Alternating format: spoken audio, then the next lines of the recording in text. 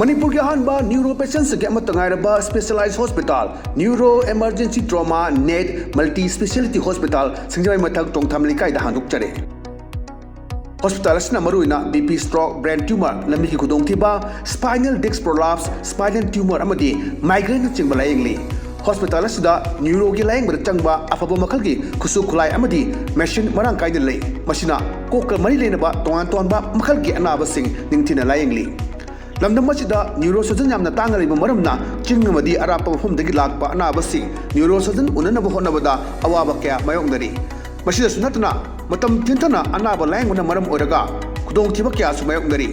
masi punamakhtagi kharado orabusu kananaba Dr. Parkinson Singh MCS Neurosurgery AIMS New Delhi na masamaki hospital asida pung kunmari leituna anaba sing layengli hospital asida ataba mamalda layeng batana OPD general amadi ICU beds operation medicine x-ray amadi lab ka mai lena basnasu ataba mamalda phangalli ngasi magdenshin biro amadi kudong saba singa silobiyo hena kubam road gidamak hospital asigi telephone number 7005534166 natraga 8974572154 da pau phabirak yagani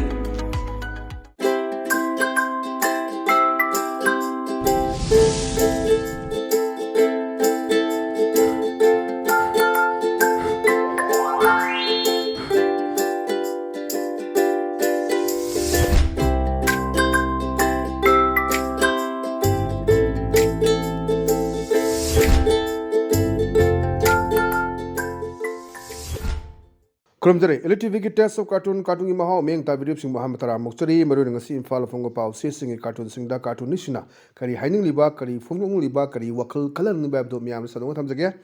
an lokha jage sanga express ki onthok pani da jida onthok pani da ba cartoon sing view yam phajaba cartoon ni uche ani khangni kenawa sumali kai uche no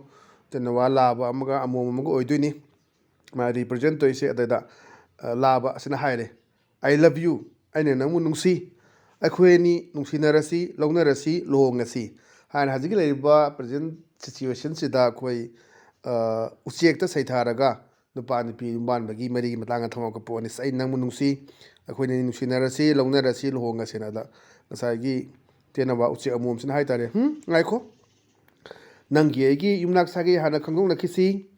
इपा इमा करी करी तौबी हाना खंगों नखिसी अखोई एनिगी इमुंगी source of income हाना खंगों नखिसी नरतदी कुइरोय family code on the canina yampaza pony yum pan by say kogi nusiba actana suyarakta mata zaurem kogi romeo zelet lila maznu soni mahiwal kaila ibaduna dum wari ni adu hazing matam di amna materialistic wal orakpa sina dum se mage hel imnezaba nupa do thadu ga yum macha thadu maga atobuda mayum pan geni amadu mai yungi nupi leilena ama muloksel laimni सुबह मैं थेंगदरी ngakta ne dona materialistic wal orakpa taka orakpa luxurious life me hiningakpa car atang ma toningba sana mathon yaningba pi phaja ba cheningba tap tangai pum ngai keningba mayam se dum yaudaba natte su mayam su urakan de na khoina hekta yum pan ba je duna ngasagi senthok tu leitana yum palure adai khanare chanare mi gi smaina langba khotpa lam koiba pamnakpa somdadi senfam du leite chapu mirang karak aduna zum kai bisu aweduna phajana handokna gi si nangi source of income nangi family gi agi kari gi kamain tawsiga duga yum pan bi lambi du da khongda si haibaduni natraga di dum khoi yam thuna khoi dum family ko jongna ne khanara tana khaina ba mot manada ba sales yauk trakan di mu yam daka khoi ore sales yauk di haina baduni sen loin leibe budi jadi haibile du sales yauk daga di sales pai daga di mi no usut pi di sales pai daga di khoi हुईना मनका सांग mummy हाईबीदी गायना हाइना फागी तौनब याम लेबनी अदुने अरुसु दरगा ओरकबा अदु yum पान बाइस याम लुबा pot अमनी हाइदना अगा BBS कार्टूनिस्टना दुंबा याम फजना अचौबा message अमा पाउजेल अमा पीबा अदुंबा कार्टूनिना थमजगे मथंग दलरेसिना खोई छना लेबा की लोइरेदना अदुने लोइरेदना अस हजलेबा प्रेजेंट सिचुएशन मरोइना खोई मिनिस्ट्री एक्सपांशन की मतांदा कैमदा तौरक्तबा February mari ra nipal ogani subject to correction aduda wasak logi bodagi haji karim to hongta bodagi film dudani adeda ngasai manung da leibu pot haina ne adada amana khoi tribal gi MLA am oidine amana tampaki oidine boko ramana ne ai khoi gi lalong du ta u karira oja an haibani adeda amasina khumai semdok laga ai khoi gi ni du ai khoi ani gi do Delhi da tawrusda khala ibana Masai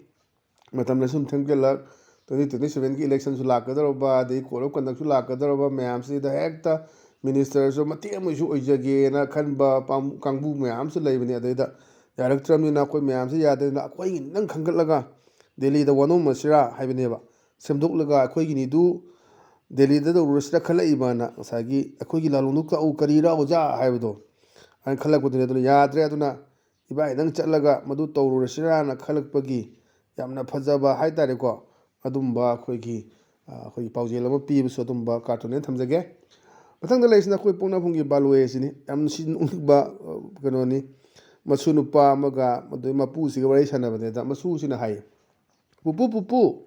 kukilen haina iri se kari gino na hangba dune ba ada mapu sina kumbai o mogi lam leitaba aduna migi lamda pamdana isilibani na noni mani aduna khoi handa maroina khoi kuki kangbu sing lamhen tuyen kangbu khara migi tangkhul gi lek jaga da liang megi jaga da naga gi jaga da koi chalaga migi tourism gi sagar pa thugairam bugumba adagi migi nungjuda kuki len thajalam bugumba yam tawdu da nga sai angang na sum tv da kari da u da hangani pupu pupu kuki len hai irisi kari gi na mapu sina haire noga oh mogi lam leitaba aduna migi lamdo pamdana isinba aduni kukilen haisena yana fajaba aduga noksu nokningba haitare ko adumba yam fajaba wan tholeba cartoon ne thamjage mathangda leisna khoi hoelan paugi as loire habaduni mayam se khoi mai tikpra table da chaga thaga khanna bagi sinlamani magi saram yaure ade nipi mayam yaure ada mai sar sin habani handaki network asidi bema ibema khoina pot yon bachatla roena mayam network mayam leire kya am khu machakre lakh crore fraud scam mayam khoi manipur ji thengna ja ne khoi si sudana paisa painingba mayam si yamba aduna asingba kangbuna apoi apangbagi maral chai adana mayam ji lakh crore khongudana matha sanaba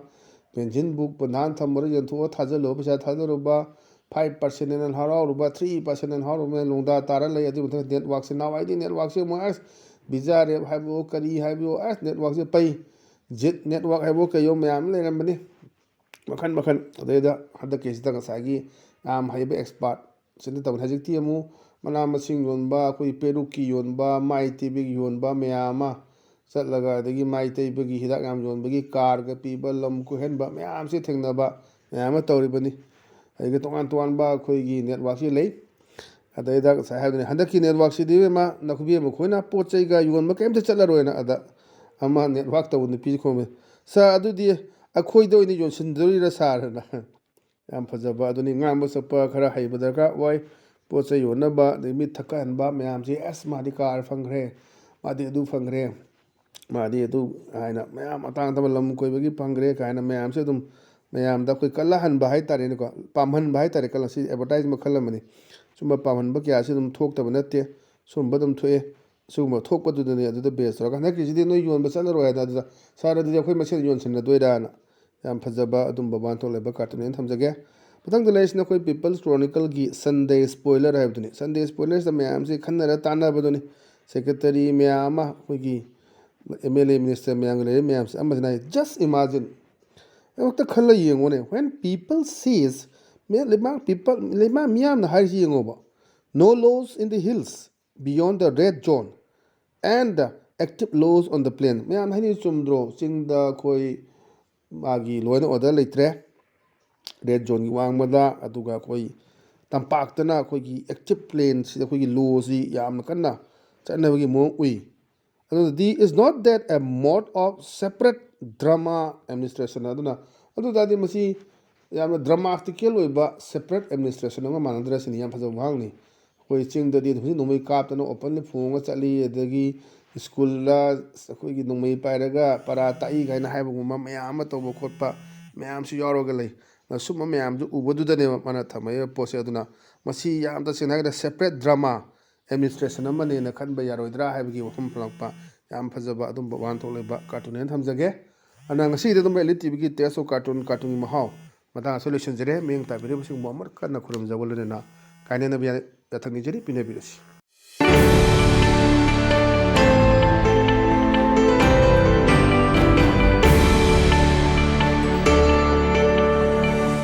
patients के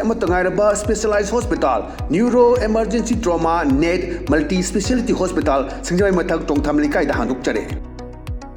hospital मरुना BP stroke brain tumour लंबी की खुदोंथीबा spinal disc prolapse spinal tumour migraine चिंब लायेंगली hospital neuro की लायेंग चंबा अफब मखल की खुसु खुलाई मेशीन मरांग कायदे लई मसिना कोक मरी लेनबा तोंगान तोंबा मखल की अनाबसिंग निंगथिना लायेंगली लमदम neuro surgeon यामना तांगरिबा मरमना चिंगमदी Arap मफमदगी Lakpa अनाबसिंग neuro surgeon उननब होनबदा अवाबा क्या मायोंगदरी मसिदसु नतना मतम थिंथना अनाब लायेंगना मरम ओरगा खुदोंथिबा क्या सु मायोंगदरी मसी पुनमक्तगी खरदो ओरबसु कन्ननबा doctor Parkinson Singh MCS neuro surgery AIIMS new Delhi ना मसामकी हॉस्पिटल असिदा पुंग कुनमरी लेदुना अनाब सिंह लायेंगली हॉस्पिटल असिदा अताब ममलदा लायेंग मतनतना OPD general ICU beds operation medicine X-ray lab का मरी लेनबसु अताब ममलदा फंगली नासिमगनेशन बिरो अमदी खुदोंग चाबसिंग असि लौबियो हेना कुबा मरोलगिदमक हॉस्पिटल असि टेलीफोन नंबर 7005341666 नत्रगा 8974572154 दा पाउ फाउबिरक यागनी।